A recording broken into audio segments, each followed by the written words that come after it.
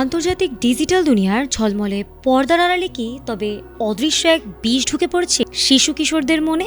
Social মিডিয়ার scroll, like আর নোটিফিকেশনের নেশা কি ধীরে ধীরে গ্রাস করছে একটি প্রজন্মকে? এই প্রশ্নকে সামনে রেখেই শুরু হয়েছে বহুল আলোচিত এক আইনি লড়াই। শিশুদের মানসিক ক্ষতির অভিযোগে ফেসবুক, টিকটক ও ইউটিউবের বিরুদ্ধে মামলা ঠুকেছে ভুক্তভোগী পরিবারগুলো।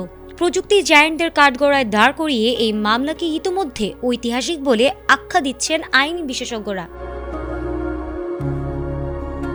মার্কিন যুক্তরাষ্ট্রের ক্যালিফোর্নিয়ার লস অ্যাঞ্জেলেসে গত ২৬ জানুয়ারি দায়ের করা এ মামলায় অভিযোগ করা হয়েছে ফেসবুকের মূল প্রতিষ্ঠান মেটা, টিকটকের মালিক বাইটেন্স এবং ইউটিউবের মূল কোম্পানি অ্যালফাবেট ইচ্ছাকৃতভাবে এমন অ্যালগোরিদম ও ডিজাইন ব্যবহার করেছে যা শিশু ও কিশোরদের আসক্ত করে তোলে। এর ফলে হতাশা, উদ্বেগ, খাওয়া দাওয়ার বিকৃতি, মানসিক অসুস্থতা, এমনকি আত্মহত্যার প্রবণতাও বাড়ছে বলে মামলায় উল্লেখ করা হয়েছে।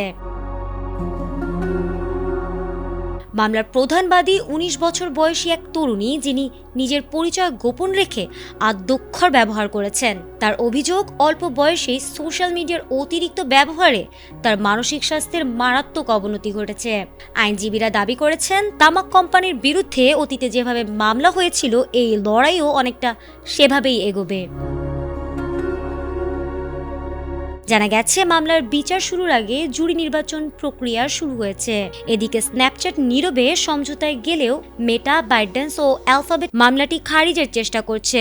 তারা যুক্তি দিচ্ছে, যুক্তরাষ্ট্রের যোগাযোগ শালীনতা আইনের ধারা ২৩০ অনুযায়ী তারা দায়মুক্ত।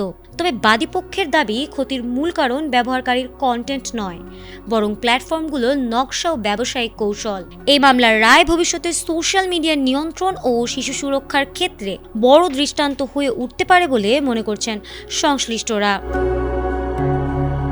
ফারহানা হক, এটিএন বাংলা।